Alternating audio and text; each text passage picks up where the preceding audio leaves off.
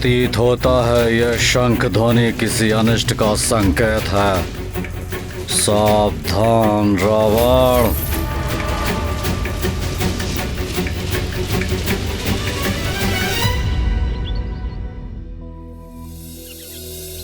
हे प्राणवल्लभ, उस अद्भुत शंख ध्वनि के श्रवण से संसार में अपार शांति और संतोष का विस्तार हुआ होगा ना? हाँ प्रिय, स्वयं हनुमान द्वारा उत्पन्न किया वो शंख घोष तो सकल जगत के उद्धार और उत्तम भविष्य का सूचक था। हे केशव, तो इसका अर्थ ये हुआ कि अब हनुमान सक्रिय होकर पूर्ण रूप से आपके पूर्व अवतार श्री राम के पुण्य कार्यों में भागीदार बनने वाले थे। हाँ देवी, समय के साथ हनुमान एक विलक्षण योद्धा के रूप में विकसित हुए, जो सदैव अपने आराध्य श्री राम की भक्ति में डूबे रहते थे। परंतु उनकी ये प्रतीक्षा समाप्त होने वाली थी। शीघ्र ही वो मेरे राम अवतार से मिलने वाले थे। परंतु भाग्य की विडंबना से एक और विचित्र संयोग उत्पन्न हुआ। बाल्य अवस्था से उनका चिर शत्रु वाली ही हनुमान से श्री राम की भेंट का निमित्त बना। वाली प्रभु? हाँ देवी, अपने पिता ऋक्षराज के देहावसान के बाद व्यस्क हो चुका वाली पुनः किष्किंधा का राजा बना। परंतु इस बार राजपद पर स्थापित होना उसका धर्मोचित अधिकार था। वाली इतना शक्तिशाली बन गया था कि शत्रु उसके नाम से ही थर्रा जाते थे। इतना सामर्थ्य, इतनी शक्ति अर्जित कर ली थी उसने कि अपना संध्या वंदन पूर्ण करने के लिए छलांग लगाकर कुछ क्षणों में वो सातों समुद्र की यात्रा कर लेता था।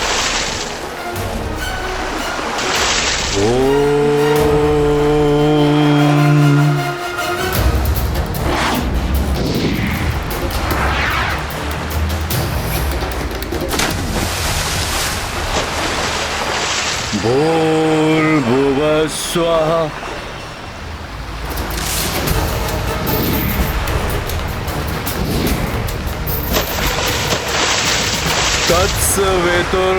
तत्सवितुर्वरेण्यम्।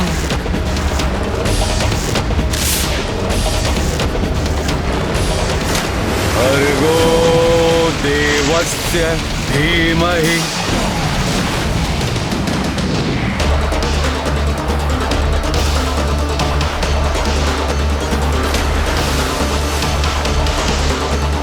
धियो यो नः प्रचोदयात्।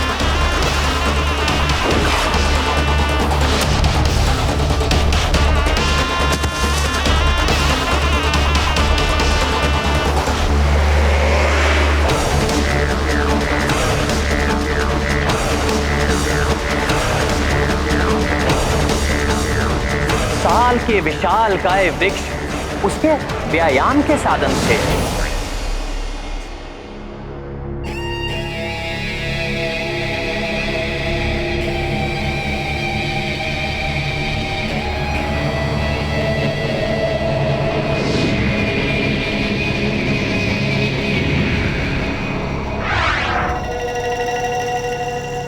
अपने हाथों से पर्वतों पर वार कर मुष्टि युद्ध का अभ्यास करता था वो।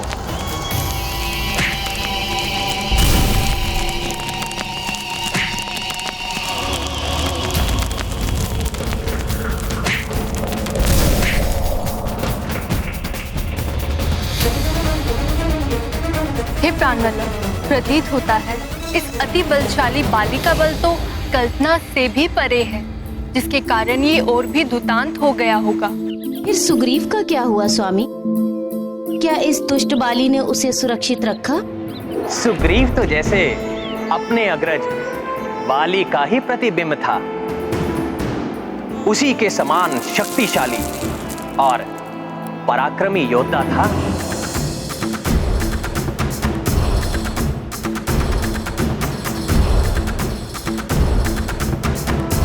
सुग्रीव पूर्ण रूप से अपने भाई के प्रति समर्पित था। पूर्व काल के विपरीत अब वाली के प्राण अपने अनुज में वास करते थे। राम और लक्ष्मण की भांति जोड़ी थी इन दोनों भाइयों की।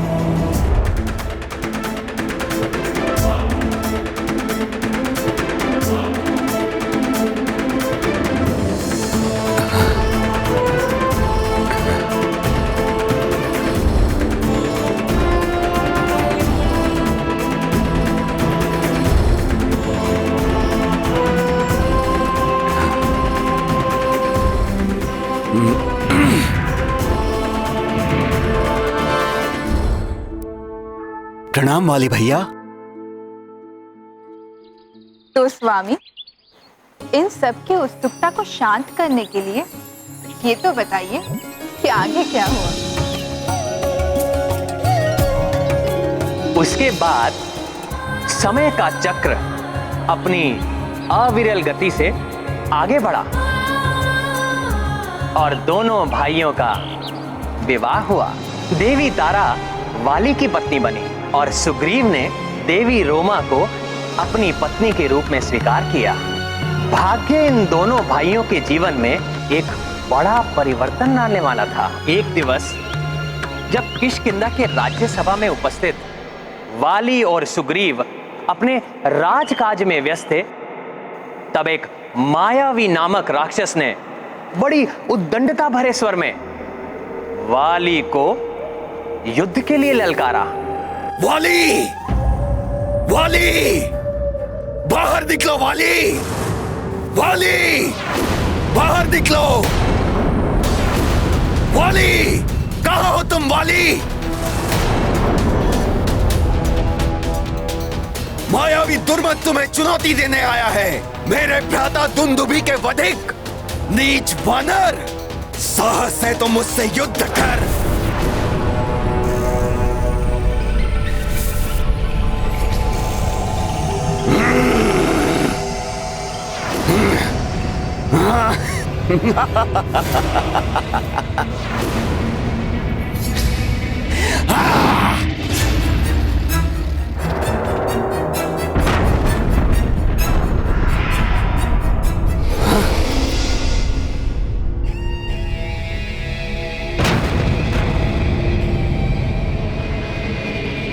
रुको, वही अभी आता हूँ।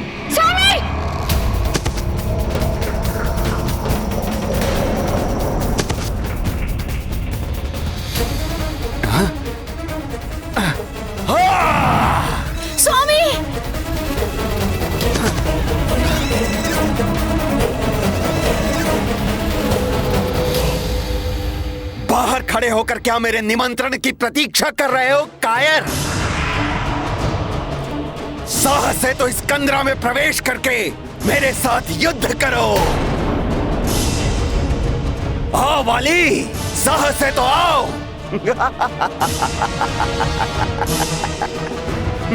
मायावी राक्षस! नहीं वाली भैया, नहीं। इस कंदरा के अंदर मत जाइए। यह अवश्य इस मायावी का कोई छल है, जिसके कारण यह मायावी आपको कंदरा में प्रवेश करने के लिए उकसा रहा है। संभव है इस अंधकारमय कंदरा में आसुरी शक्तियों में अत्यधिक वृद्धि हो जाती हो। भ्राता सुग्रीव, संभव है तुम्हें स्मरण नहीं होगा। यदि इस राक्षस की शक्तियां बढ़ेंगी तो मेरी शक्तियों में भी वृद्धि होगी। मुझे मिले वरदान के अनुसार इसकी आदि शक्तियां मुझ में समाहित हो जाएंगी। मुझे स्मरण है वाली भैया, परंतु कुछ नहीं सुग्रीव। मैं जाकर उस दुष्ट को अभी मारकर लौटता हूं। तब तक तुम मेरी यहीं प्रतीक्षा करना।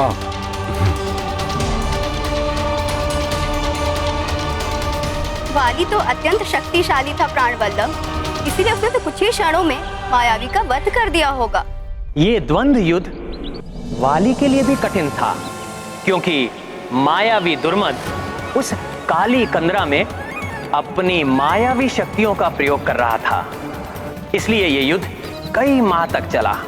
सुग्रीव अपने अग्रज की आज्ञा का पालन करते हुए वहां लगभग 1 वर्ष तक खड़ा रहा और उस कंदरा के भीतर उत्पन्न होने वाली इन योद्धाओं की क्रोध भरी हुंकार और पीड़ा युक्त चीत्कार सुनने को बाध्य हो गया।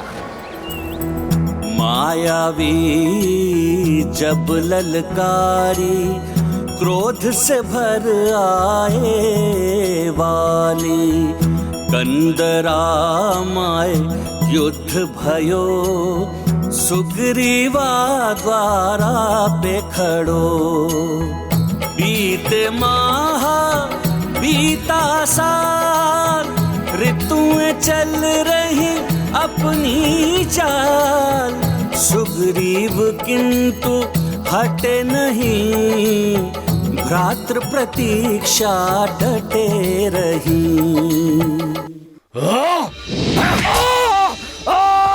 सुग्रीव! भ्राता सुग्रीव! भ्राता सुग्रीव! स्वामी! दीदी संभालिए अपने आप को, भ्राताश्री को कुछ नहीं होगा। स्वामी!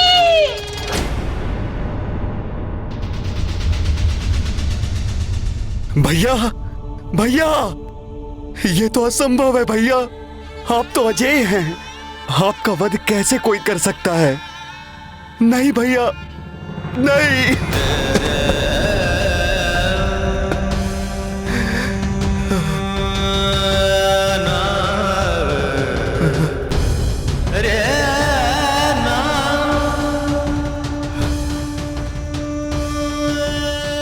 हमारे राज्य पर इस दुष्ट का आतंक मैं नहीं छाने दूंगा। इस कंदरा के मुख को मैं अवरुद्ध कर दूंगा ताकि ये दुष्ट बाहर ना आ सके।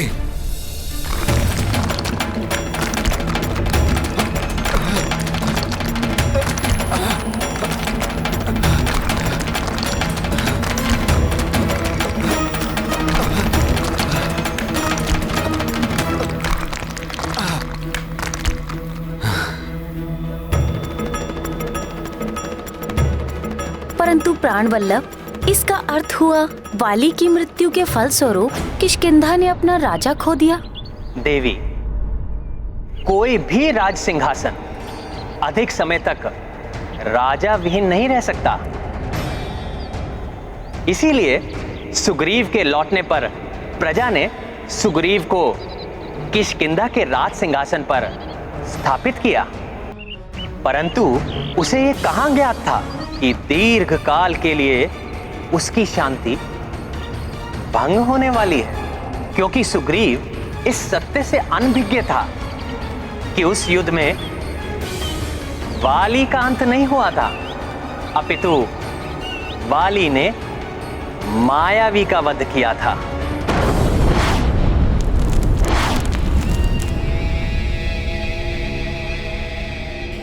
भ्राता सुग्रीव, कहाँ हो तुम? तुम्हारा ज्येष्ठ भ्राता उस मायावी असुर का वध करके लौट आया है। भ्राता सुग्रीव! कंदरा का द्वार बंद होना और सुग्रीव का यहां ना होना, अर्थात अवश्य ही सुग्रीव ने मेरे साथ छल किया है। कपटी सुग्रीव! सुग्रीव!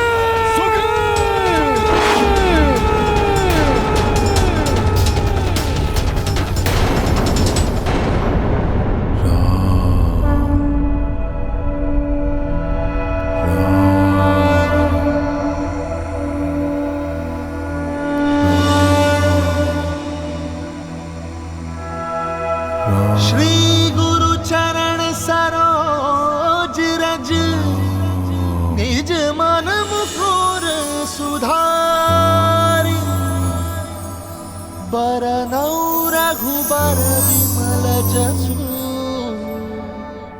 जोदायक फलचारी, बुद्धिहीन तनु जानिके, सुमिरो पवन कुमार, बल बुद्धि विद्या देहु मोहि, हरहु कलेश विकार।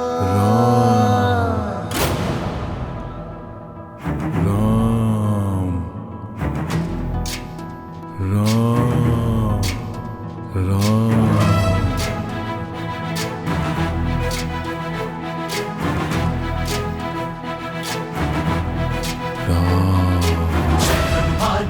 गुण सागर जय कपीस लोक उजागर दूत अतुलित बल धामा अंजनी पुत्र पवन सुत नामा महावीर विक्रम बजरंगी कुमति निवार सुमति के संग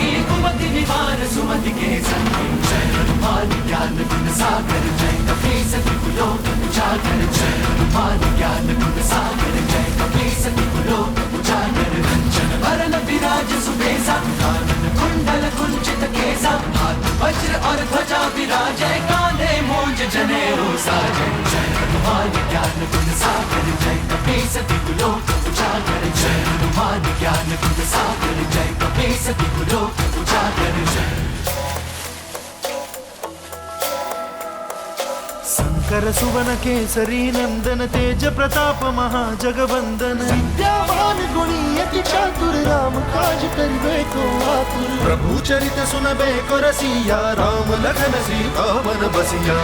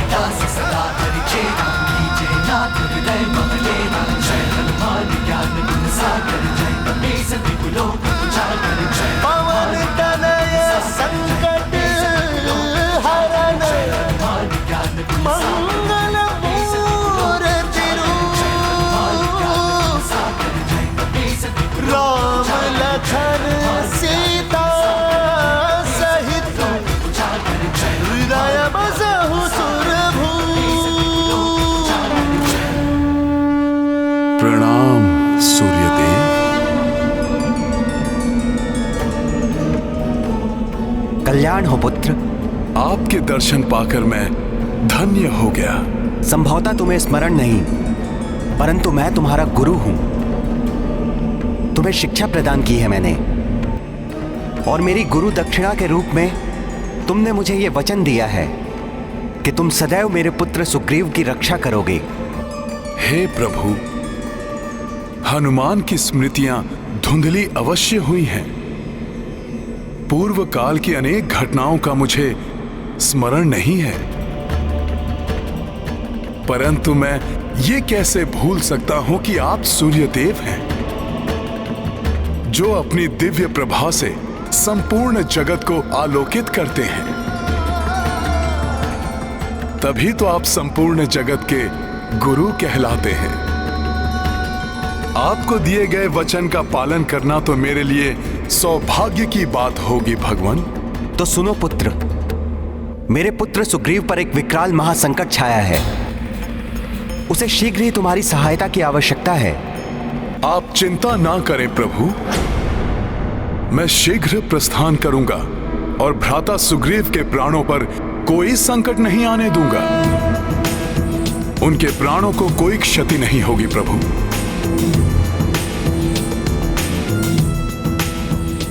प्रणाम सूर्यदेव।